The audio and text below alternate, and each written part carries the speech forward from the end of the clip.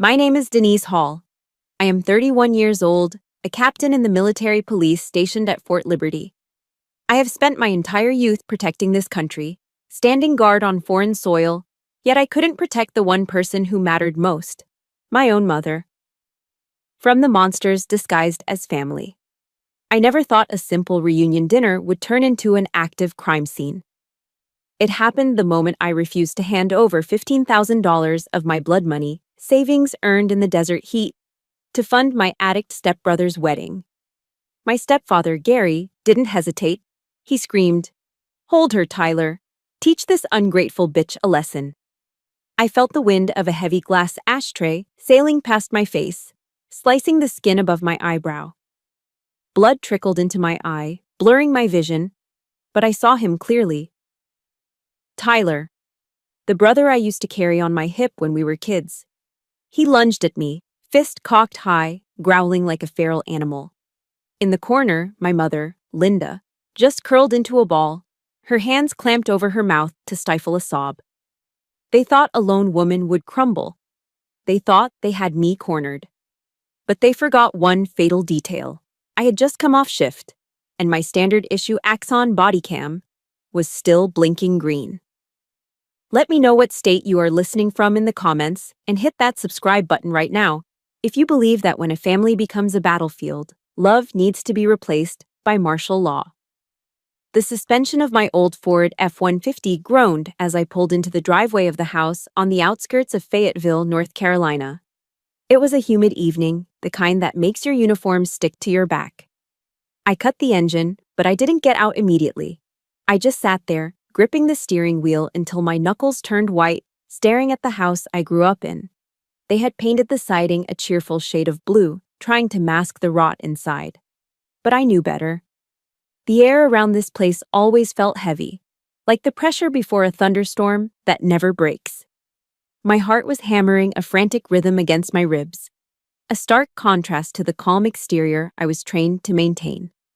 My hand drifted up, fingers brushing the cold metal of the captain's bars pinned to my chest. It was a grounding technique. I am Captain Denise Hall, I told myself. I command respect. In my head, the voice of Jocko Willink, whose podcast got me through my toughest deployments, echoed, "Calm is contagious." "Breathe, Denise," I whispered. "No shortcuts. Just discipline." I grabbed my duffel bag and stepped out. I was still in my fatigues, boots laced tight. I hadn't even had time to change after a 12-hour shift dealing with a domestic dispute on base. The irony wasn't lost on me. As I opened the front door, the smell hit me first. It wasn't the smell of home cooking. It was the stale, sour stench of cheap beer and cigarette smoke that had settled into the drywall over 2 decades. "Look who finally decided to grace us with her presence," a voice boomed from the living room. Gary, my stepfather. He didn't get up. He was sprawled in his recliner, feet propped up on the coffee table, a half-empty can of beer dangling from his hand. Next to him sat Tyler, my 26-year-old stepbrother, mirroring his father's posture. They were watching a football game, the volume turned up loud enough to rattle the windows. Neither of them looked at me. In the kitchen, my mother, Linda, was hunched over the stove. She looked smaller than I remembered, her shoulders curved inward as if she were trying to disappear. She was serving dinner like a maid, terrified of making a sound. "Hi, Mom," I said softly, stepping into the kitchen. She flinched, then turned with a weak, watery smile. "Oh, Denise, you're here. Sit, sit. The pot roast is ready." We moved to the dining table. It was a tense affair. The only sound was the scraping of silverware and the wet smacking noises Gary made as he chewed. The pot roast was cold, the gravy congealed into a greasy film on the plate. It tasted like the atmosphere in the room, loveless and heavy. Gary wiped grease from his chin with the back of his hand and finally looked at me. His eyes didn't meet mine. They drifted to my uniform, narrowing with disdain. "Still wearing that G.I. Joe costume, huh?" Gary sneered, stabbing a piece of carrot. "You think that makes you special?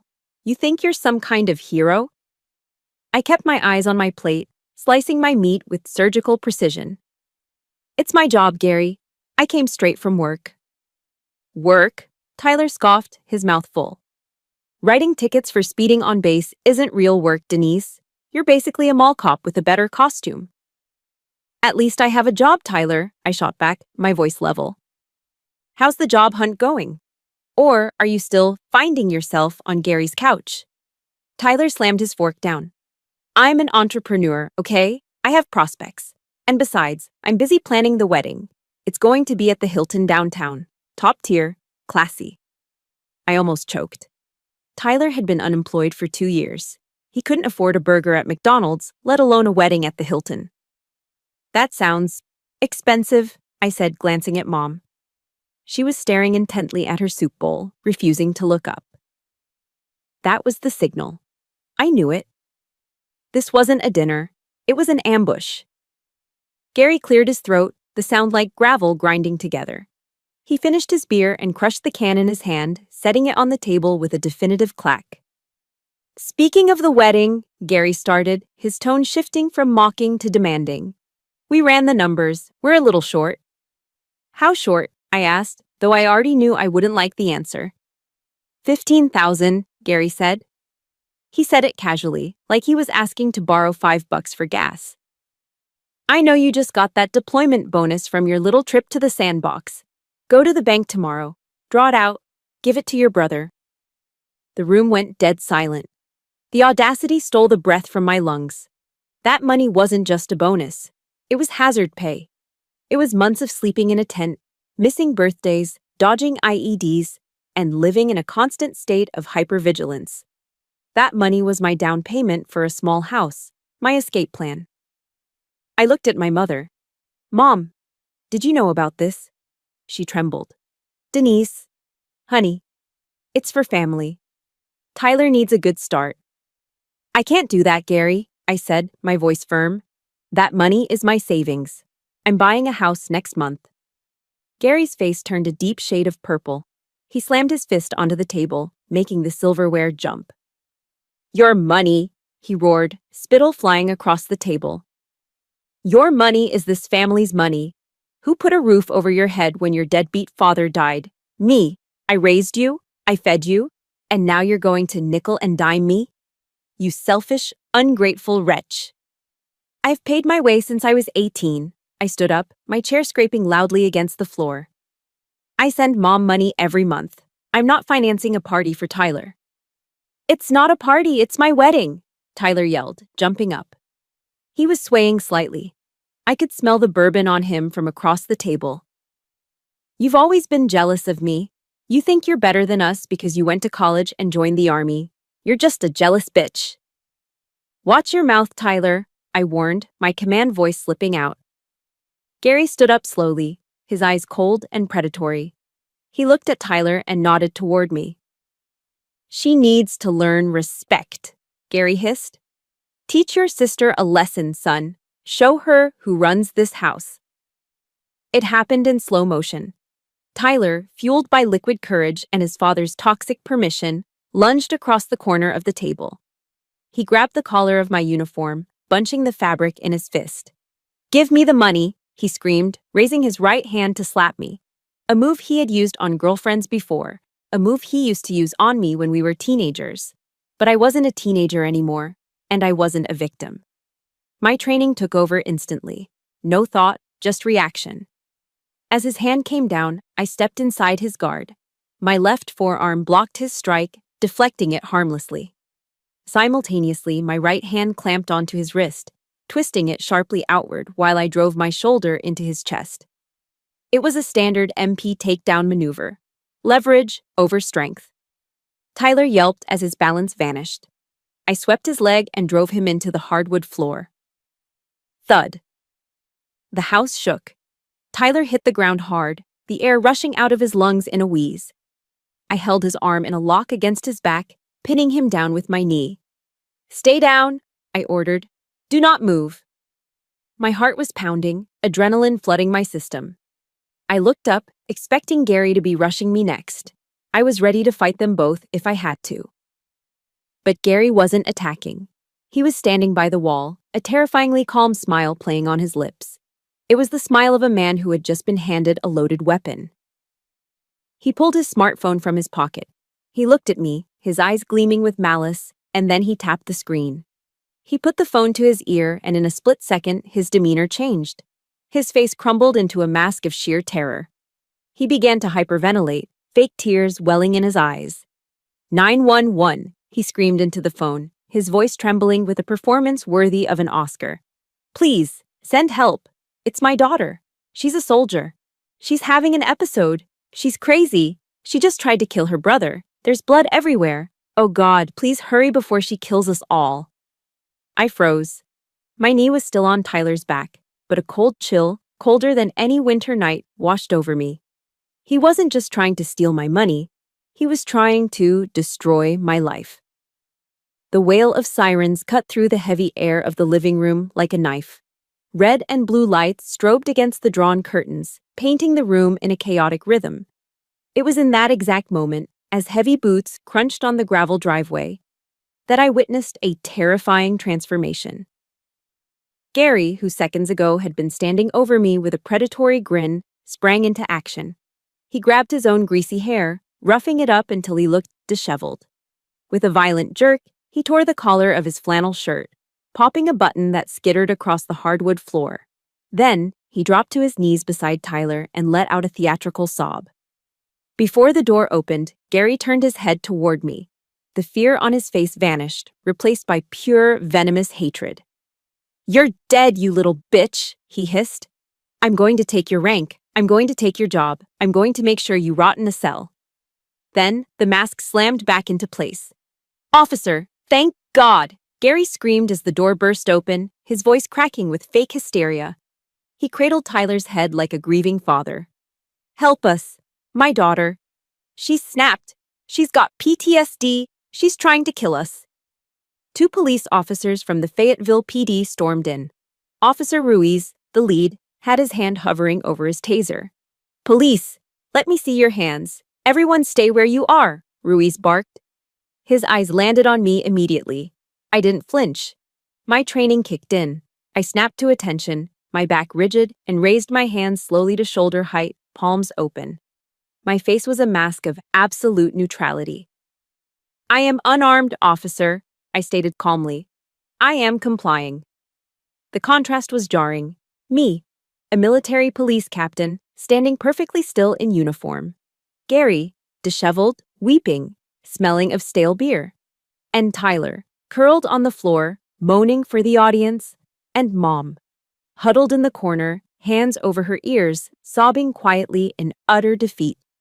"She attacked him," Gary wailed, pointing at Tyler's bleeding nose. "She came in demanding money for drugs. When I said no, she went crazy. Look at my boy." Officer Ruiz's eyes narrowed. He looked at me, then Gary. I could see the calculation. Domestic disturbance, veteran, accusation of drugs, and PTSD. It was a narrative he knew well. "Ma'am, step away. Keep your hands visible," Ruiz ordered. "Understood," I said, stepping back. Ruiz separated us, standard procedure. He took Gary into the kitchen. I stood by the window, staring at the flashing lights, hearing Gary's voice drift through the thin walls. He wasn't just lying. He was weaving a tapestry of destruction. "It's been getting worse since she got back from deployment," Gary whispered conspiratorially. "She's hooked on those painkillers, opioids. The army hides it, but we know. Tonight, she said she wished she had her service weapon so she could finish the job." My stomach churned.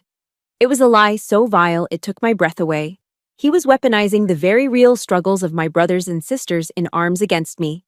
He knew that unstable veteran with a gun was a code red for any cop. "Lying lips are abomination to the Lord." The verse from Proverbs flashed through my mind. Gary was a walking blasphemy. Tyler caught my eye and smirked, a fleeting expression of triumph before letting out another groan. "My arm. I think she broke my arm." Minutes later, Ruiz returned, his face grim.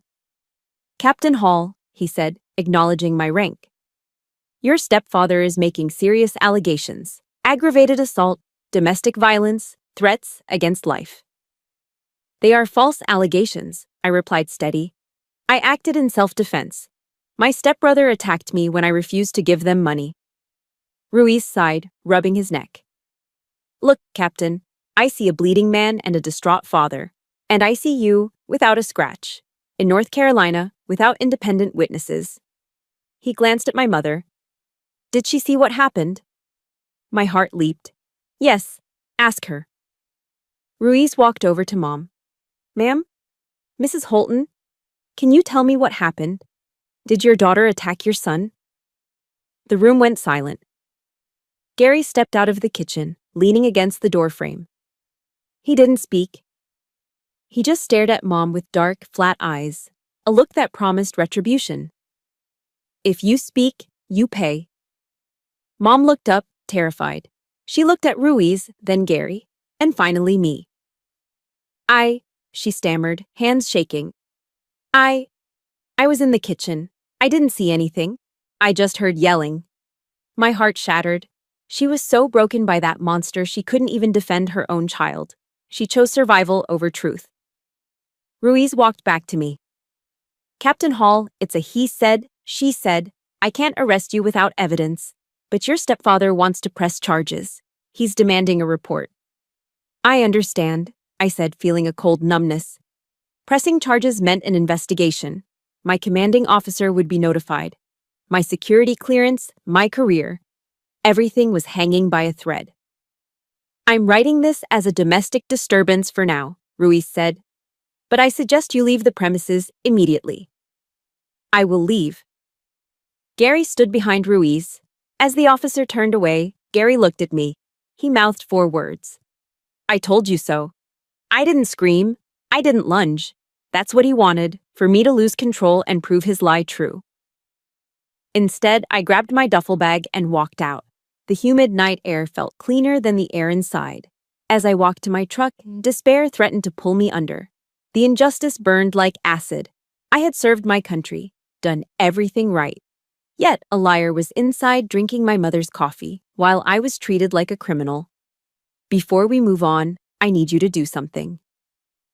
If you have ever been the bad guy, just because you stood up for yourself, hit that like button right now. And in the comments, type, I stand, to let me know I'm not alone. I climbed into my truck. My hands trembled as the adrenaline faded. I looked back at the house. Gary was probably celebrating his victory. But as I stared at the dark windows, my hand brushed against my chest pocket. I felt the hard, rectangular outline of something plastic through my uniform. The despair vanished. Gary thought he had won. He thought he had silenced the only witness, but he forgot about the witness that doesn't feel fear. The witness that doesn't lie. I wasn't reacting anymore. I was planning, and God help him when I executed that plan.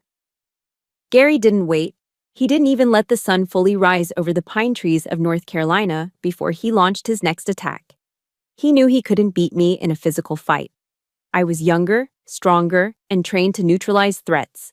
So, like the coward he was, he decided to hit me where I couldn't defend myself with martial arts.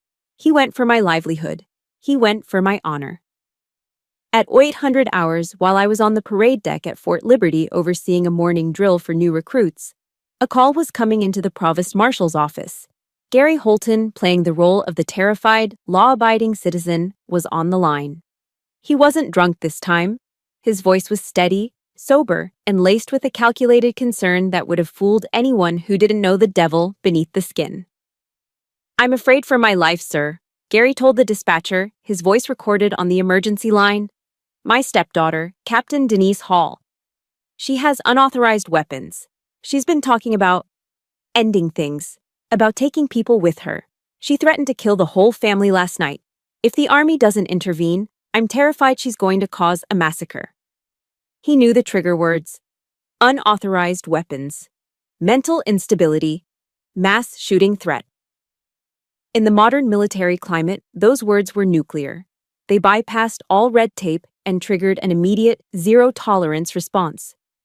I was barking orders at a platoon of privates, correcting their formation, when I saw a Humvee from the Military Police Investigations Unit pull up onto the grass.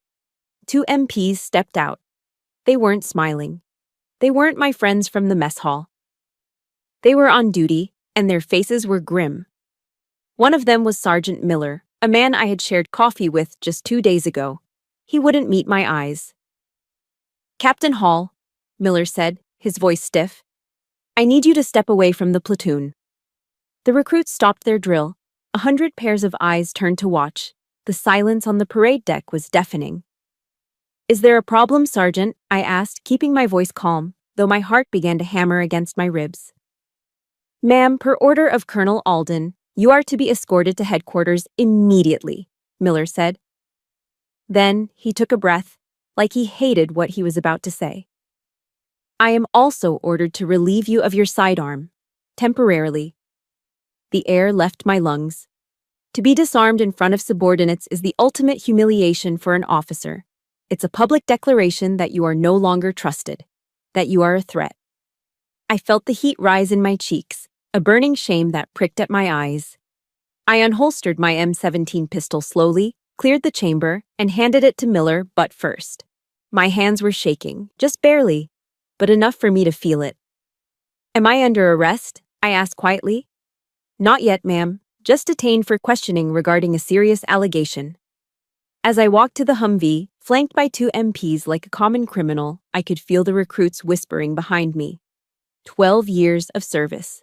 12 years of perfect conduct, of sacrifice, of missed holidays and lonely nights. All of it stained in an instant by the lies of a man who had never served a day in his life. The drive to HQ was a blur. My mind was racing, spiraling into panic. What did he say? How can they believe him? I tried to channel David Goggins. When you think you're done, you're only at 40% of your body's capability. But my mind wasn't tired. It was terrified. We arrived at Colonel Alden's office. The colonel was a man I respected more than anyone. He was a father figure to me, a man of absolute integrity. Being summoned to his office was usually an honor. Today, it felt like walking to the gallows. I was ushered in. The door clicked shut behind me. Colonel Alden didn't ask me to sit. He was standing by the window, looking out, his back to me. On his desk lay a thick manila folder. "Sir, Captain Hall reporting as ordered," I said, snapping a salute. Alden turned slowly. His face wasn't angry. It was worse. It was disappointed. "At ease, Denise," he said, his voice heavy. He picked up the folder and tossed it onto the desk. It landed with a heavy thud that echoed in the silent room. "Gary Holton, your stepfather." "Yes, sir." "He sent an email to the base commander this morning, 5 pages long," Alden said, tapping the folder. "Attached are photos of your brother, Tyler, with a broken nose and a bruised wrist, and a statement from Gary claiming you assaulted them in a psychotic rage over an inheritance dispute." "That is a lie, sir," I said, my voice trembling with suppressed rage. "It was self-defense. They tried to rob me." "He claims you have an opioid addiction," Alden continued, ignoring my defense. "He claims you threatened to use your service weapon to clean house. He's demanding a full CID investigation. He's threatening to go to the press if we don't act." Alden leaned forward, his steel-gray eyes boring into mine. "You know the UCMJ, Captain. Article 133. Conduct unbecoming an officer and a gentleman. If even half of this is true, if you engaged in domestic violence, you're done. Dishonorable discharge, loss of pension, federal prison time." "Sir, please," I pleaded, desperation creeping into my voice. "Gary is a narcissist. He's doing this because I cut him off financially. I have never touched drugs. I have never threatened anyone." "I want to believe you, Denise," Alden said, his voice softening just a fraction. "I really do. But in today's climate, with domestic violence accusations, my hands are tied. Unless you have proof, solid, undeniable proof, I have to suspend your clearance pending an investigation." The room spun. Suspended clearance. That was the death knell. Even if I was cleared months later, the stigma would never leave. My career was over. I thought about my pension, the money I used to pay for Mom's insulin. I thought about the health insurance that covered her. I thought about the house I was supposed to buy next month. Gary had calculated this perfectly. He knew that without the army, I was nothing. He wanted to break me, to strip me of my identity, to make me crawl back to him just like Mom did. He wanted to turn me into a failure so he could control me. I felt a wave of nausea. The walls of the office seemed to be closing in. I was trapped. I was alone. I was going to lose everything because a drunkard decided to ruin me. Think, the inner voice screamed. You are a soldier. Think. What do I have? My word against his? No good. Mom's testimony. She's too scared. My clean record? Irrelevant against a DV charge. I looked down at my uniform, the same uniform Gary had mocked last night, the uniform I had worn straight from work to that hellish dinner. Wait. My hand twitched. I felt a phantom pressure against my chest. Last night. I hadn't changed. I had driven straight there. I remembered unclipping the heavy battery pack of my body cam when I got to the car. But I didn't leave it at the station. I had been in a rush. I had shoved the SD card into my pocket to upload later, per protocol for sensitive domestic disputes. My hand moved slowly, almost involuntarily, to my left breast pocket. My fingers brushed against the Velcro flap. I felt it. A small, hard square of plastic. Cold, sharp-edged. The world stopped spinning. The noise in my head went silent.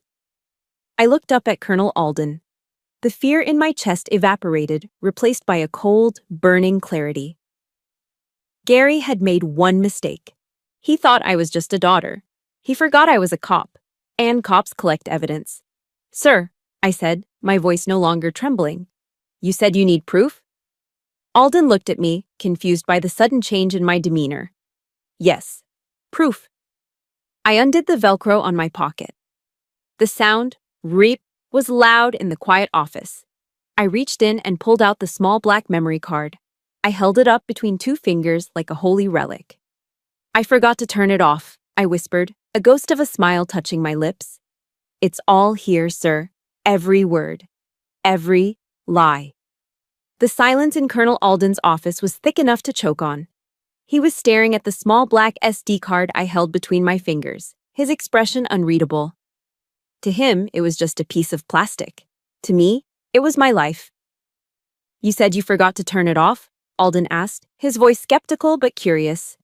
Yes, sir, I replied, keeping my hand steady. Per your new directive regarding officer safety during commutes, I kept my Axon unit active until I reached a secure location. When I arrived at my mother's house, I was distracted by the immediate hostility. I never powered it down.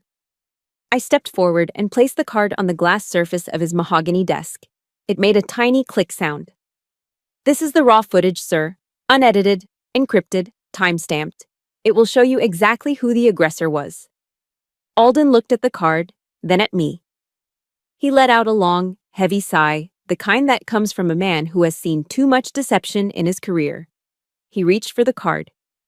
If this is what you say it is, Captain, he muttered, inserting it into a card reader connected to his secure terminal. Then Gary Holton is about to have a very bad day. He turned the large monitor on his desk so I could see it too. He clicked the file. The screen went black for a second, then burst into life with the grainy, wide-angle view of my body cam. 8/14 2023. 18:42 hours.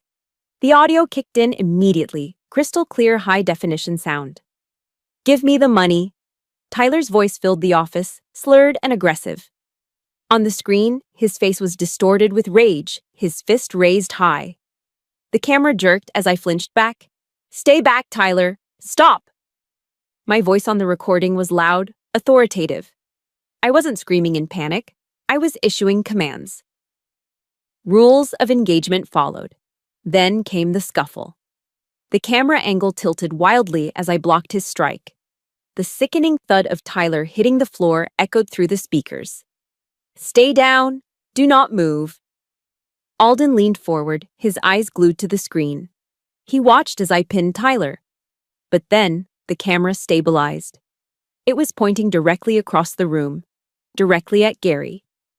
On the screen, Gary wasn't scared. He wasn't running to help his son. He was standing by the wall, phone in hand. And then, he smiled.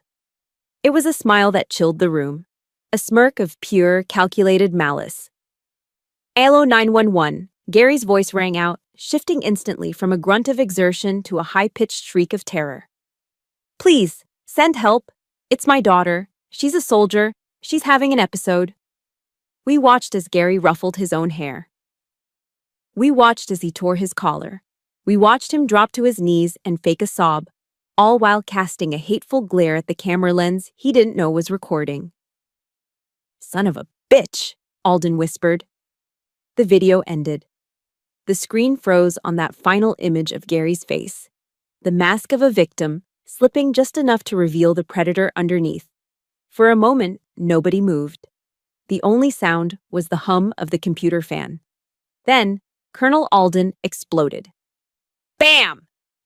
He slammed his fist onto the desk with such force that his ceramic coffee mug jumped an inch into the air, splashing dark liquid onto the blotter.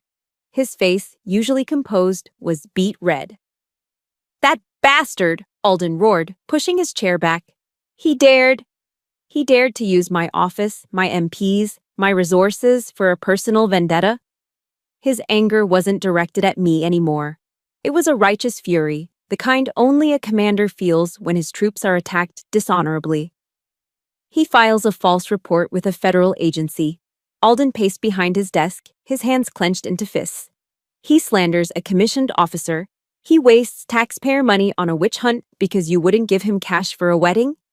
He stopped pacing and looked at me. The disappointment in his eyes was gone, replaced by a fierce, protective pride. "Captain Hall," he said, his voice dropping to a low rumble.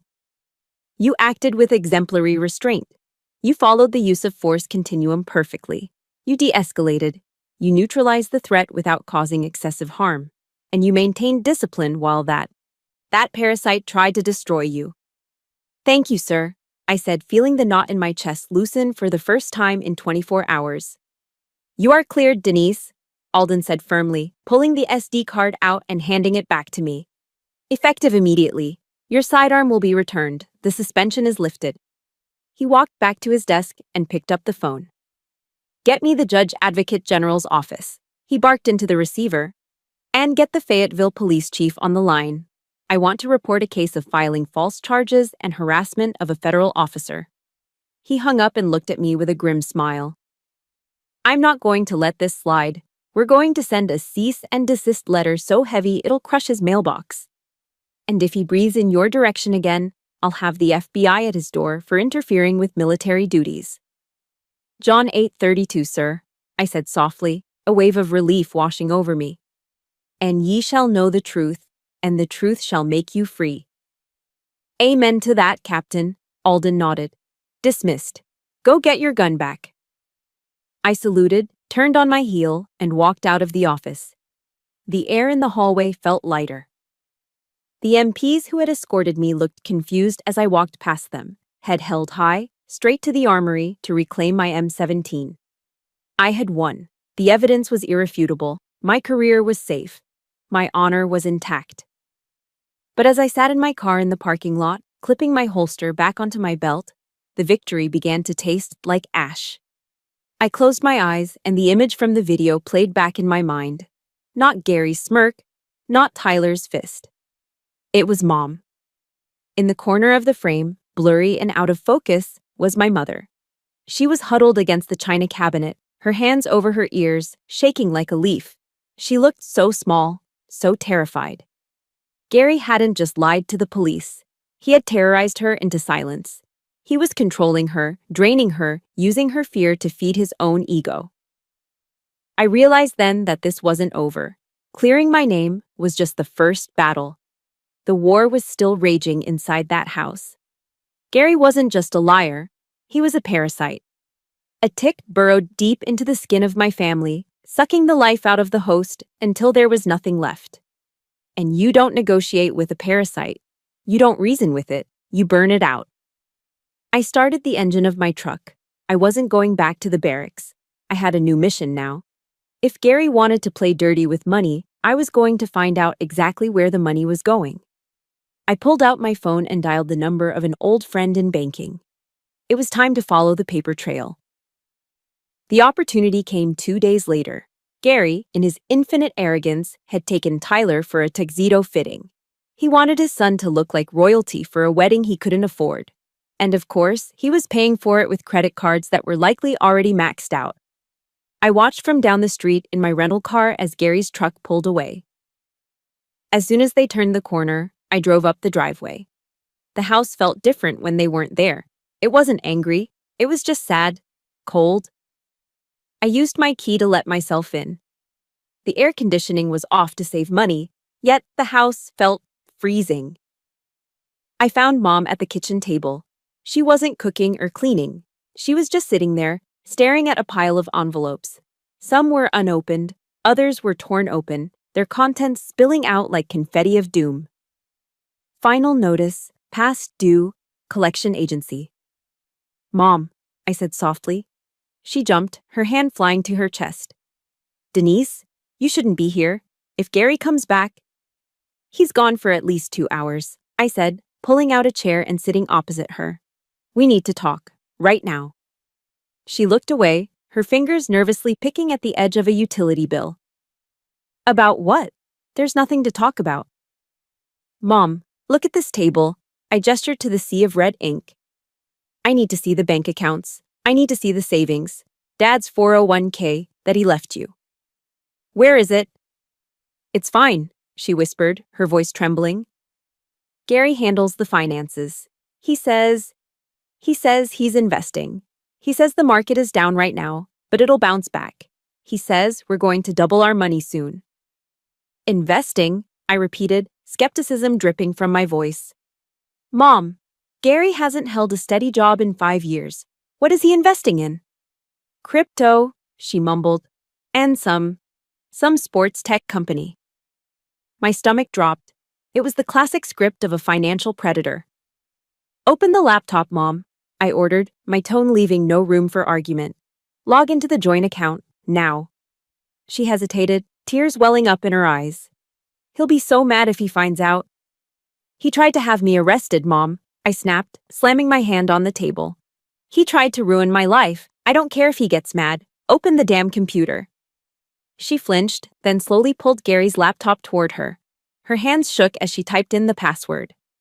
Tyler, born, 1 son. Of course, the banking portal loaded. I spun the laptop around so I could see. I didn't just gasp. I felt the blood drain from my face. The screen was a crime scene. The checking account balance, $412. 10. Overdrawn. The savings account, $5. 4. But the real horror was the transaction history. It scrolled down like a litany of sins. BetMGM, 5 noins. BetMGM, 200. BetMGM, $1,000. Gary wasn't investing in tech. He was gambling. Thousands of dollars, gone in seconds on a sports betting app. Then, there were the others. Joe's Liquor Warehouse, 145. The Platinum Club, 300. A strip club downtown. Venmo to Tyler Holton, 500. Venmo to Tyler Holton, 500. Venmo to Tyler Holton, 500. Mom, I whispered, pointing at the screen. He's not investing. He's burning your money. He's giving it to Tyler. He's spending it on strippers and booze. Mom stared at the screen, blinking rapidly as if trying to make the words change. No, that can't be right, he said. And where is Dad's 401k? I clicked on the retirement tab. The page refreshed. Total balance, 0.0. Status, closed. Full withdrawal executed 06/12/2022. It's gone, I said, my voice hollow. All of it, $80,000. Gone. Mom made a sound like a wounded animal, a low keen that vibrated in her chest. My retirement. That was for my care home. That was for... Wait, I said, spotting a notification in the email inbox open in the other tab. The subject line read, Urgent, Reverse Mortgage Default Warning. I clicked it. My heart stopped. Dear Mr. and Mrs. Holton, this is a final notification regarding the reverse mortgage taken out on the property of 124 Oak Street. Due to failure to pay property taxes and insurance as stipulated in the agreement, the loan is in default. Foreclosure proceedings will begin in 30 days unless the balance of $12,000 is paid immediately. Mom, I looked at her, horror washing over me. Did you sign papers for a reverse mortgage? What? No, she cried. I never signed anything. Gary brought some papers home a year ago, but I said no. I said I wanted to leave the house to you. I pulled up the attached PDF of the contract. There, at the bottom, was a signature. Linda Hall Holton. But it wasn't her handwriting. It was shaky. Forced. It was a forgery. He forged your signature, I said, the realization hitting me like a physical blow. He took out a reverse mortgage. He took the equity out of the house. Probably spent that too. And now he hasn't paid the taxes. Mom. The bank is going to take the house. In 30 days. No, Mom whispered. She stood up, swaying on her feet. No, this is my home. Your father built this porch. I raised you here. Look at it, I yelled, turning the screen to face her fully. This is how he loves you. He stole your retirement. He stole your savings. And now he sold your house out from under you to pay for his gambling addiction and Tyler's lifestyle. Mom looked at the red numbers, the zeros, the foreclosure notice. Her face went gray. All the blood left her lips. She clutched her chest, her eyes rolling back slightly, and collapsed onto the sofa. Mom! I rushed to her side. She wasn't having a heart attack. She was having a breakdown. A complete and total collapse of her reality. She curled into a fetal position, burying her face in the cushions, and let out a scream. It wasn't a scream of fear. It was a scream of pure, unadulterated grief. It was the sound of a woman realizing she had slept next to a monster for 10 years. I'm so stupid, she sobbed, her voice muffled. I'm so stupid. I thought he changed. I thought he loved me. You're not stupid, Mom, I said, stroking her hair, feeling a cold, hard rage solidifying in my gut. You were manipulated. You were gaslit. This is financial abuse. I looked around the room, the peeling paint, the old furniture. This house was all she had left of my father. It was her sanctuary. And Gary had pawned it off like a cheap watch.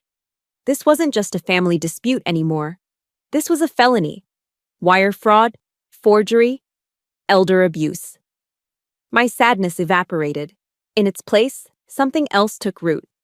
Disgust. Pure, visceral disgust. Gary Holton wasn't a man. He was a parasite. A leech that had attached itself to my mother, draining her dry until she was a husk. And now he was ready to discard her on the street. Mom sat up suddenly, her eyes wild with panic. She reached for her phone on the coffee table. I have to call him, she gasped, her fingers fumbling with the screen. I have to ask him. Maybe there's a mistake. Maybe he can fix it. I watched her, my heart breaking. Even now, after seeing the evidence, her instinct was to go to him, to beg him for a solution to the problem he created. It was the trauma bond talking. I reached out and grabbed her wrist. Hard. Before we see if Linda makes that call, I have a question for you. Have you ever trusted someone with your life, only to find out they were stealing your future behind your back? If you have, or if you just support justice for victims of financial abuse, hit that like button right now. And drop a comment saying, protect the vulnerable so we can show the world we are watching. No, I said firmly, looking straight into her terrified eyes. You are not calling him. But Denise, if you call him now, he will lie, I said, my voice dropping to a command whisper. He will spin a story. He will blame the bank. He will blame the economy. Or worse, he will blame you. And then he will drain whatever cash is left in his pocket and disappear. Then what do we do? She wailed. I'm going to be homeless. No, you're not, I said. Because you have me. And I'm a soldier. We don't retreat, we reload. I took the phone from her hand and set it down. Mom, do you want to lose this house, or do you want to fight? She looked at me. For the first time in a decade, I saw a spark in her eyes. It was faint, buried under layers of shame and fear. But it was there. I want to fight, she whispered. Good, I said. Then wipe your tears. We have work to do. Mom's hand hovered over the call button, her thumb trembling. Her face was pale, sweat beading on her forehead despite the chill in the room. I have to ask him, she whispered, her voice cracking with desperation. Maybe Maybe he can explain. Maybe it's a mistake. I moved faster than I had in years. I reached across the kitchen table and snatched the phone from her hand, sliding it into my pocket. No, I said, my voice sharp and commanding. It wasn't a daughter speaking to a mother. It was a soldier speaking to a civilian who was about to walk into a minefield. Give it back, she cried, reaching for me. He's my husband. I need to talk to him. I grabbed her shoulders, my fingers digging into the soft fabric of her cardigan. I forced her to look at me. Her eyes were wild, dilated with panic, the classic look of a victim in the thrall of a trauma bond. Mom, listen to me, I said, keeping my voice steady but intense. Gary is not your husband right now. He is a hostile threat. He is the enemy. If you call him, he will know we know. He will drain whatever is left in that account. He will burn the paper trail. He will disappear, and you will be left with nothing but debt and a foreclosure notice. She slumped in her chair, sobbing into her hands. But I can't do this alone. I'm scared, Denise. I'm so scared. I pulled a chair close to her, our knees touching. I softened my grip on her shoulders, letting my hands rest there gently. I know you are, I said softly. But you're not alone. Not anymore. She looked up at me, tears streaming down her face, ruining her makeup. For the first time, she really looked at me. Not as the rebellious teenager she had kicked out at 18 because Gary demanded it. Not as the difficult daughter who refused to lend money. She looked at me and saw the woman I'd become. I'm so sorry, she choked out. I let him chase you away. I chose him over you. I was so blind. And now look at me. I'm 55 years old, and I have nothing. You have me, I said firmly. Why? She asked, her voice barely a whisper. Why would you help me after everything I let him do to you? I took a deep breath. The anger was there, sure, it always would be. But beneath it was something stronger. Because I took an oath, I said, to protect those who cannot protect themselves, and you are my mother. The Bible says to honor your father and mother, but it also says in Matthew 10:16, Be ye therefore wise as serpents and harmless as doves. I squeezed her hands. We've been the doves for too long, Mom. It's time to be the serpents. She sniffled, wiping her nose with a tissue. But I'm weak, Denise. I'm not like you. I don't know how to fight. You don't need to know how, I said. You just need to decide to stand up. I thought of Mel Robbins, the motivational speaker whose videos played in the background of my barracks. There is a truth you need to hear, Mom. No one is coming to save you. Gary isn't coming to save you. The bank isn't coming to save you. You have to save yourself. She looked at me, the words sinking in. The harsh reality of it seemed to slap her sober. But, I added, a small smile touching my lips, saving yourself doesn't mean you can't have a weapon. And right now, I am your weapon. Mom took a shuddering breath. She sat up a little straighter. She looked around the kitchen, at the peeling wallpaper, at the empty fridge, at the pile of unpaid bills. I don't want to lose my home, she said, her voice gaining a hint of steel. He took my retirement. He took my dignity. He's not taking my house. That's the spirit, I said. I stood up and grabbed a notepad and a pen from the counter. I slammed them onto the table. We are going to handle this the Army way, I said, uncapping the pen. Strategy and discipline, no emotions, just execution. I wrote a large number 1 on the paper. Phase 1, Intel, I said. We download every bank statement, every email, every text message. We document the forgery on the mortgage papers. We build a file so thick it could kill a man if you dropped it on him. I wrote number 2. Phase 2, legal air support, I continued. I know a lawyer, Margaret Crane. They call her the Iron Lady of Fayetteville. She eats guys like Gary for breakfast.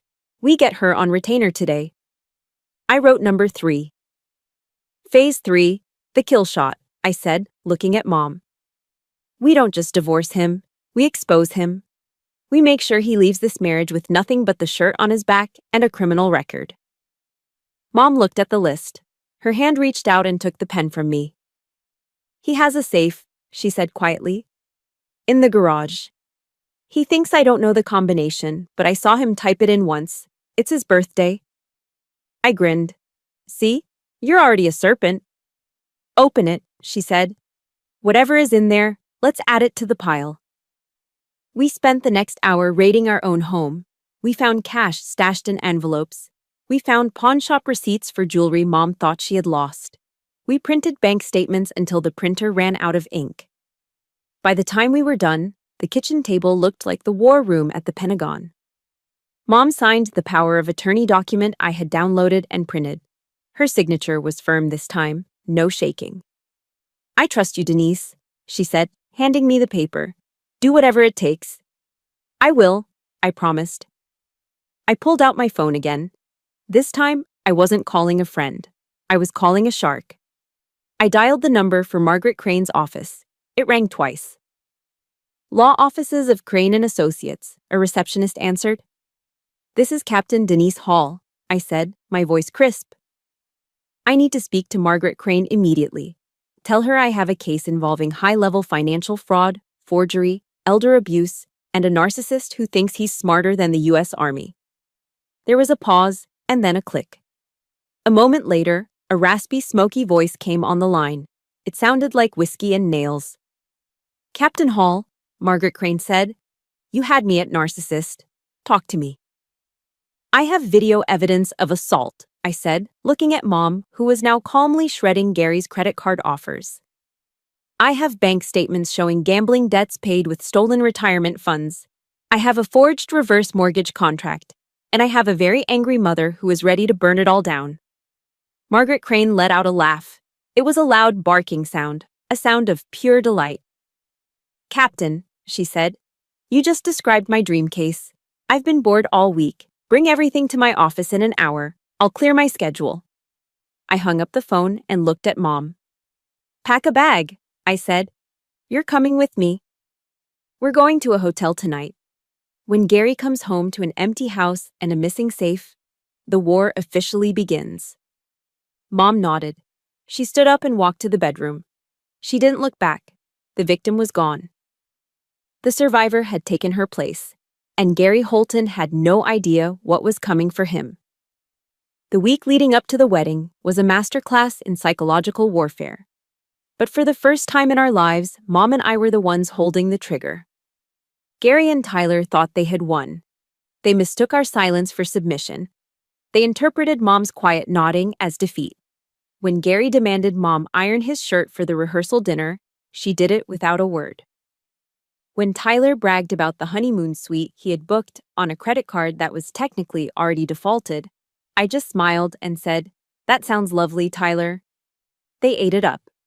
Their egos were so inflated they couldn't see the trapdoor opening beneath their feet. On the morning of the rehearsal dinner, Gary cornered me in the hallway. He smelled of Old Spice and arrogance. "You've been quiet lately," he sneered, clapping a heavy hand on my shoulder. "Good. Shows you're learning your place. Tonight is important. Sarah's family are snobs. Doctors, lawyers, that type. Don't embarrass me. Don't talk about your job. Just smile and look pretty."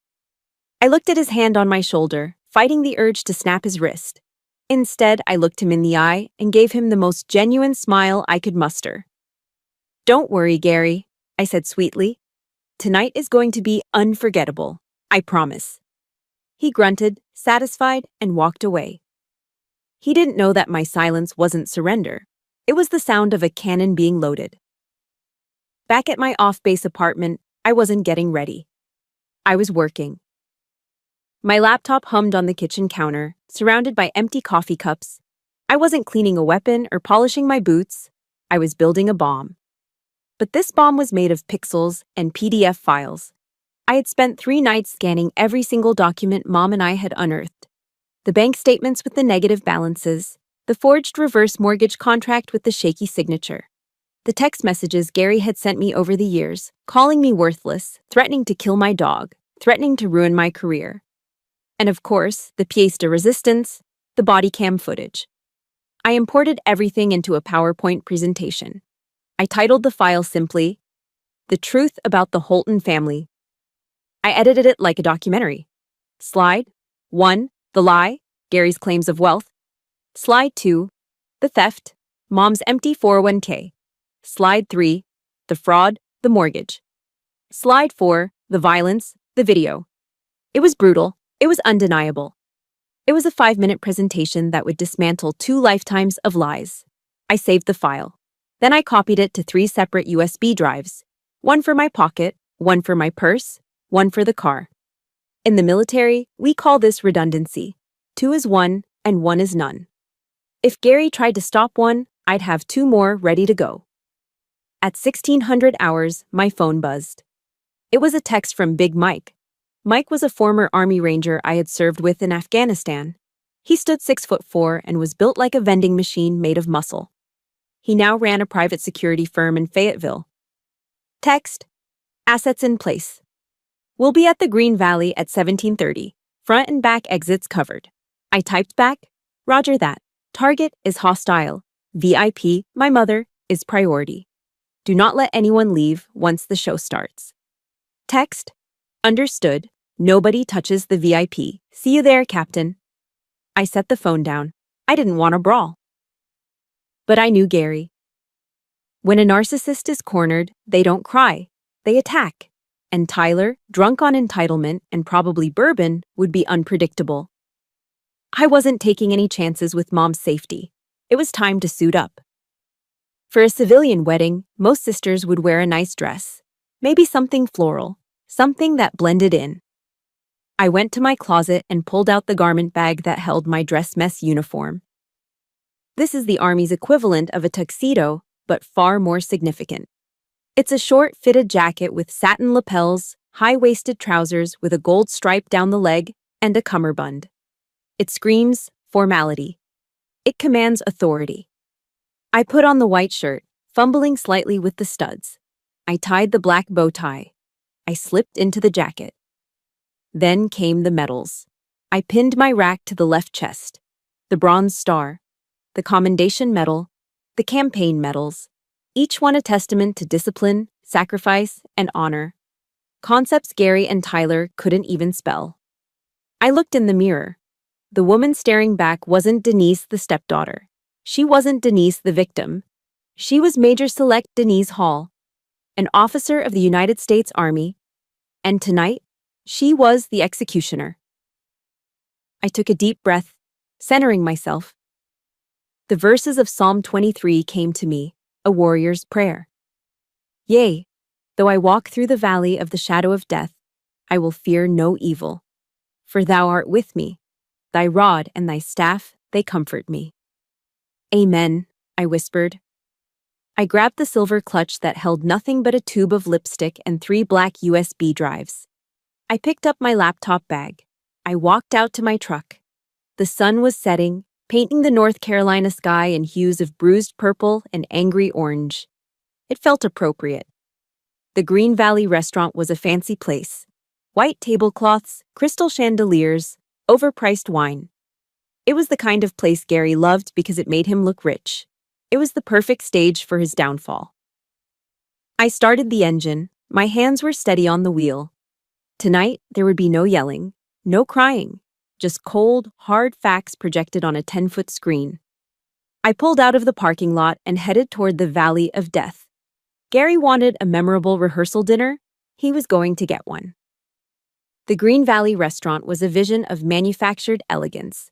Crystal chandeliers dripped light onto tables set with white linen and polished silver. The air smelled of roasted duck and expensive perfume. Gary was in his element.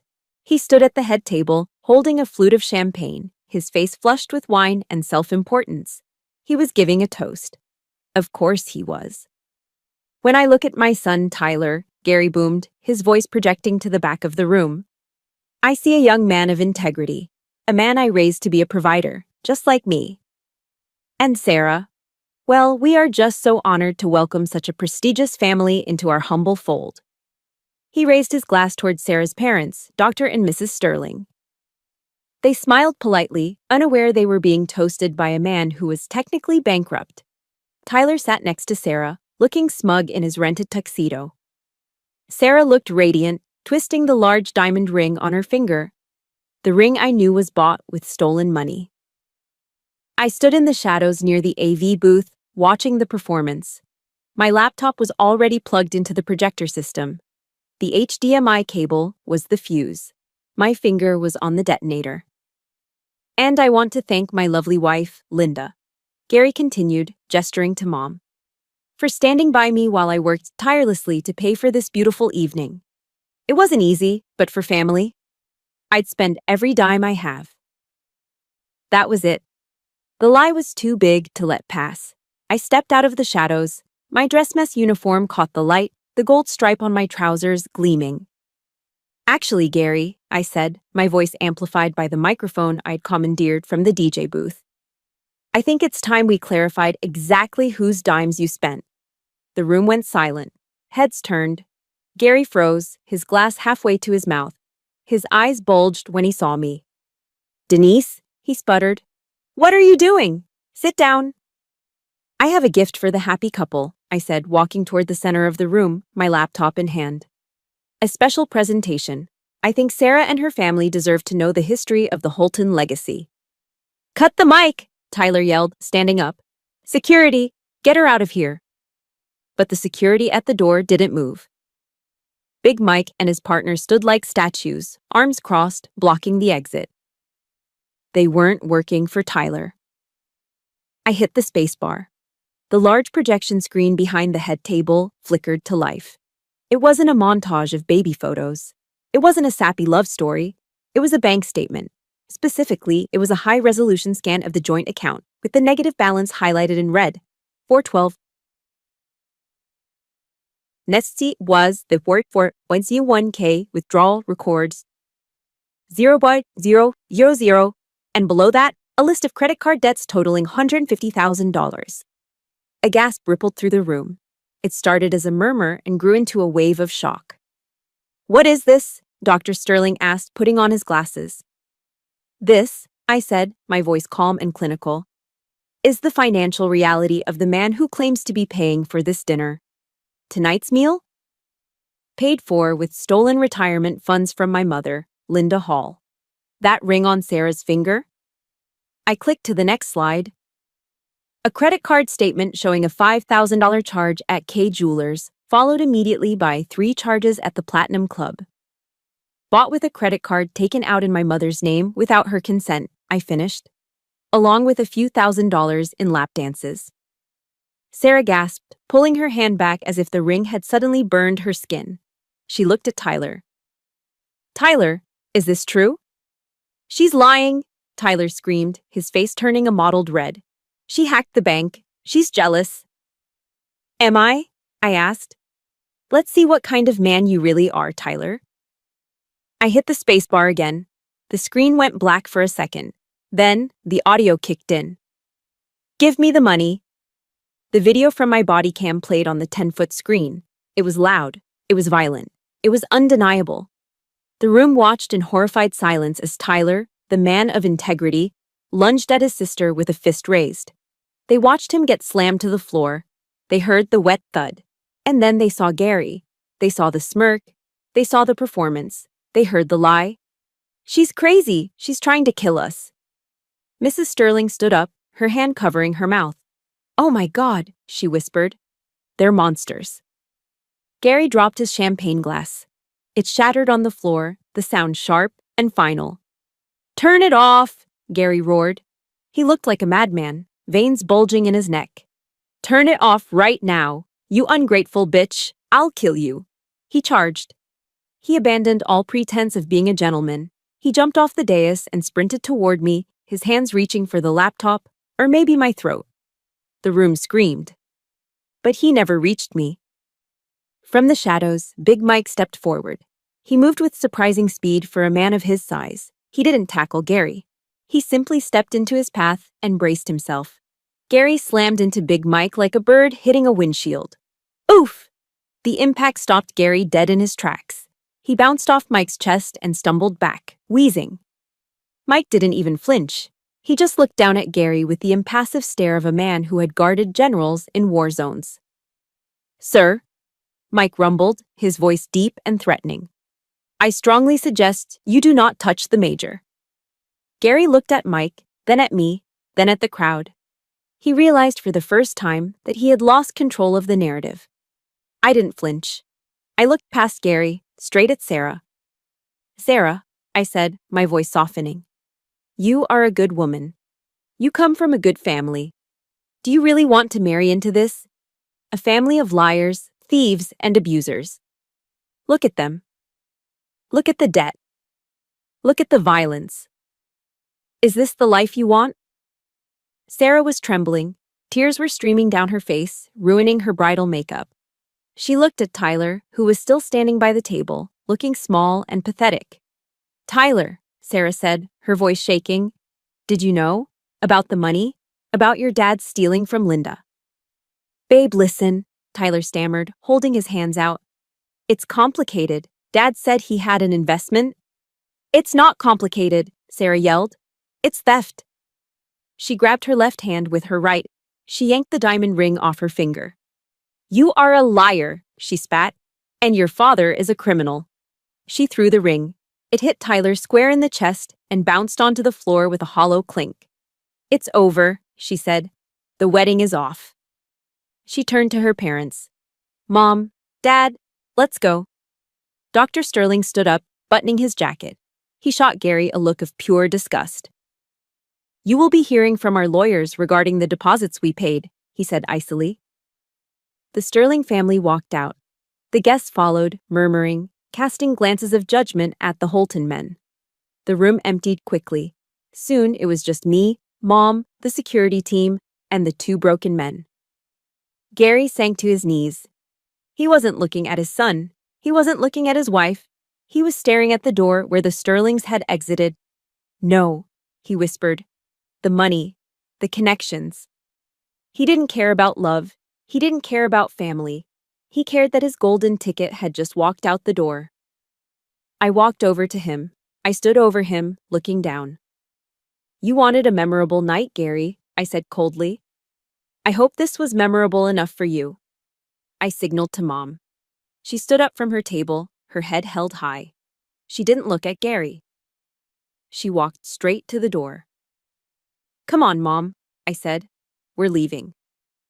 As we walked out into the cool night air, I heard Gary scream. It was a raw, primal sound of rage and impotence. He threw a chair across the empty room. I didn't look back. The stage had been set, the play was over, and the curtains had closed on Gary Holton's life.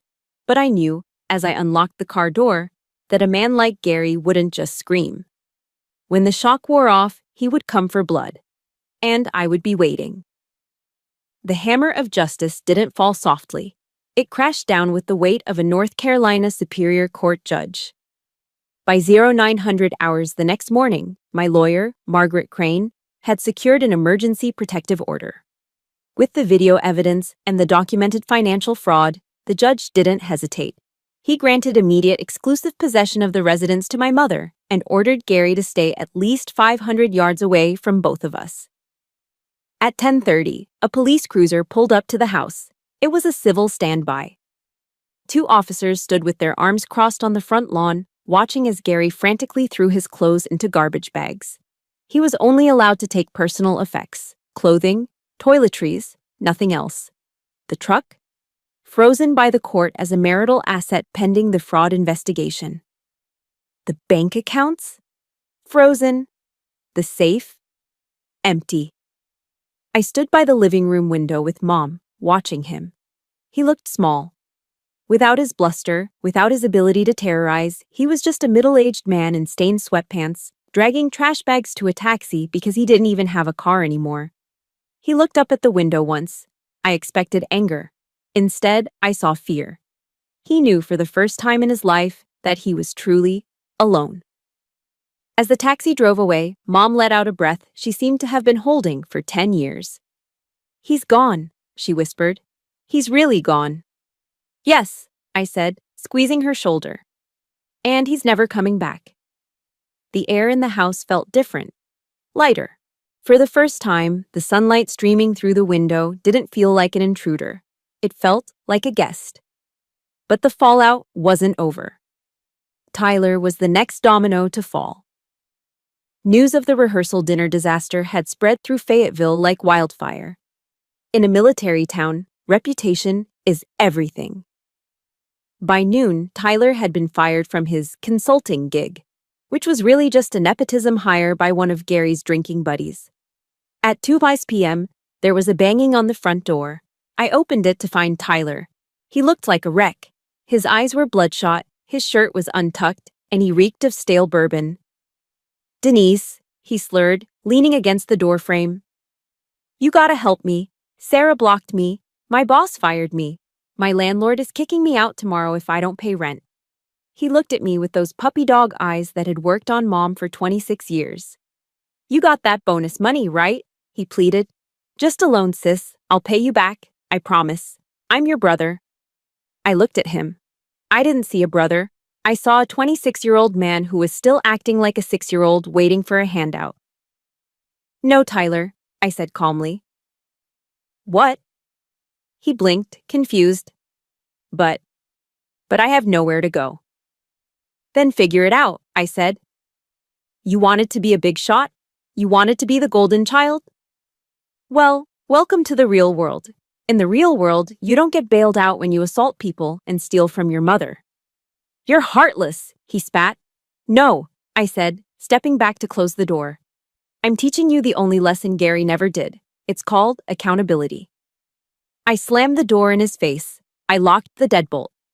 That night, the police scanner app on my phone chirped. DUI crash on Skibo Road. Suspect identified as Tyler Holton. Hit a utility pole. He was alive, but he was in custody. He wouldn't be bothering us for a while. One down, one to go. I knew Gary wouldn't fade away quietly. Narcissists don't accept defeat. They seek revenge. So, I prepared. I spent the next week turning Mom's house into a fortress. I installed motion sensor floodlights. I upgraded the alarm system. And I waited. It happened 7 days later. It was 2:15 a.m. on a Tuesday. A moonless, humid night. I was sleeping on the couch in the living room, fully dressed, my expandable baton resting on the coffee table. Beep, beep, beep. The perimeter alarm on the back door chirped softly. It wasn't the loud siren. I had set it to silent alert so I wouldn't panic Mom. I sat up instantly. My heart rate spiked, but my mind was ice cold. I checked the camera feed on my phone. There he was, Gary. He was stumbling around the back patio, wearing dark clothes that were too tight for him. He was holding a crowbar. He looked drunk, angry, and dangerous. He jammed the crowbar into the frame of the sliding glass door. He pushed. The lock groaned. According to North Carolina's castle doctrine, I could have shot him the moment he breached that door. I had my service weapon in the safe. It would have been legal. It would have been easy. But I didn't want his blood on my floor. I wanted him to suffer a fate worse than death for a man like him. I wanted him to be humiliated by the system he thought he could outsmart.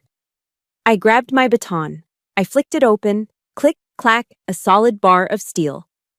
I moved to the shadows of the kitchen, pressing my back against the refrigerator. Crack! The glass door shattered. Gary reached in, unlocked the latch, and slid the door open. He stepped into the kitchen. He was breathing heavily, muttering to himself. "Bitch! Think you can take my house? I'll show you." He took 2 steps. That was all he got. I stepped out of the shadows. "Police! Drop the weapon!" I shouted, my voice booming in the small kitchen. Gary spun around, raising the crowbar. He was slow, clumsy, drunk. I didn't hesitate. I swung the baton low, striking his right forearm, the radial nerve motor point. Thwack! Gary screamed and dropped the crowbar. It clattered loudly on the linoleum.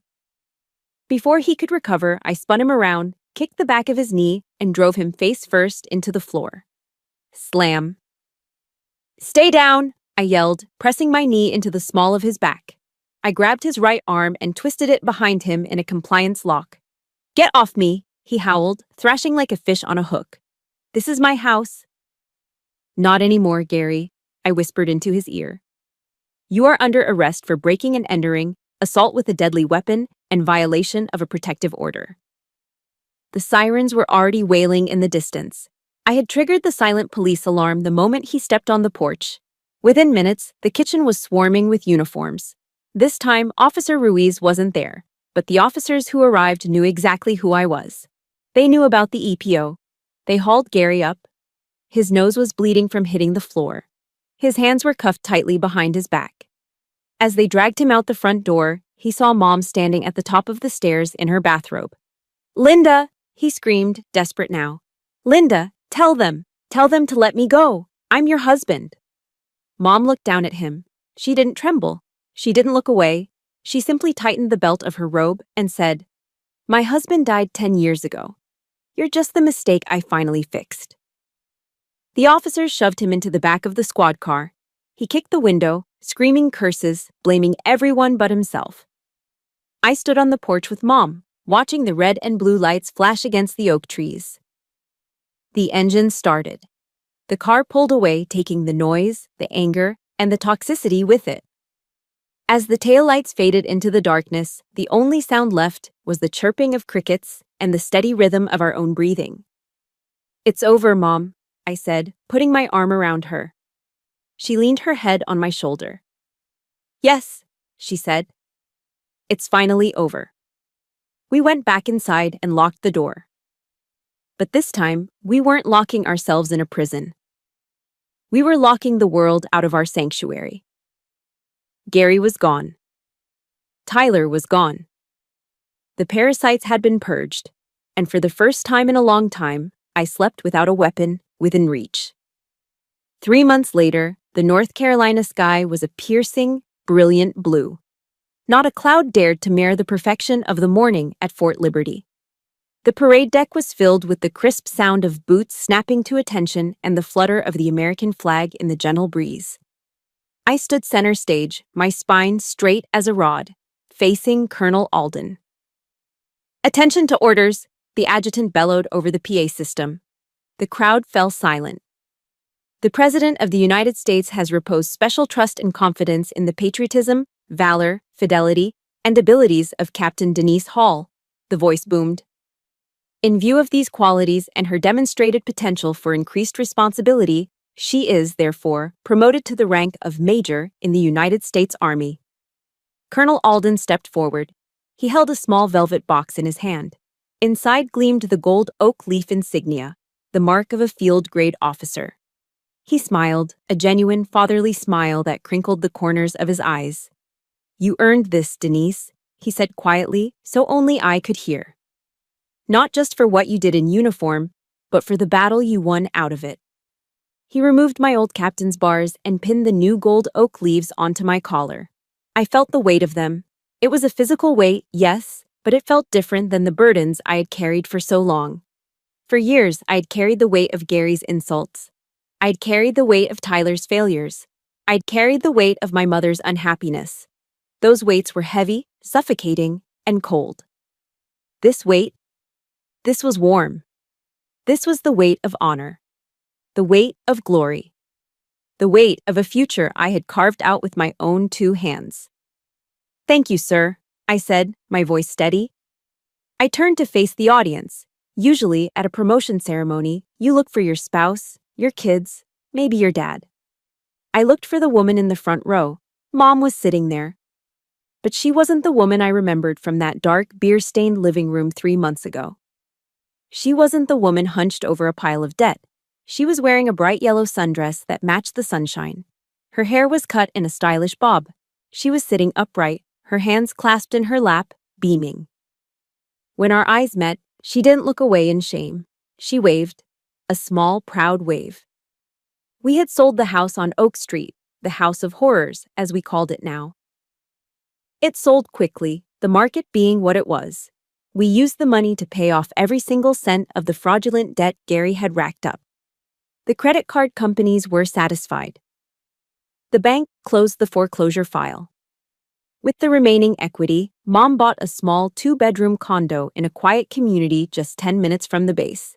It had a balcony where she grew tomatoes and basil. She had joined a local garden club.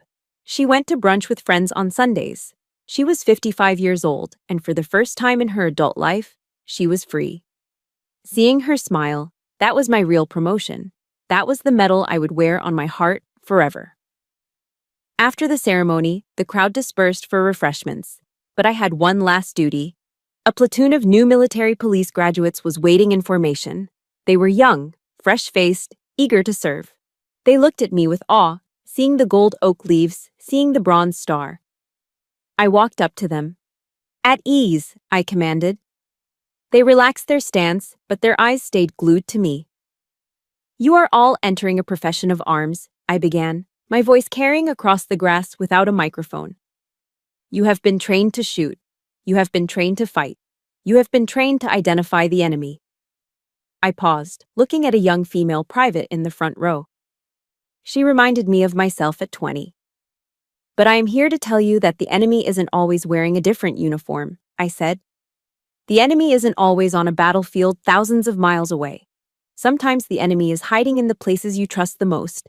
Sometimes the enemy shares your last name." A few of them blinked, surprised by the raw honesty. "Your strength," I placed my hand over my heart, tapping the fabric of my uniform, "does not come from the weapon on your hip. It comes from here. It comes from the discipline to say no when it's easier to say yes. It comes from the courage to protect the vulnerable, even if it breaks your heart to do it." I looked at them, channeling every ounce of conviction I had. Never let anyone, not a partner, not a parent, not a sibling, compromise your integrity. You are guardians of justice. Start by guarding your own souls. "Hooah!" the platoon roared in unison. "Dismissed," I said. I walked away toward the parking lot.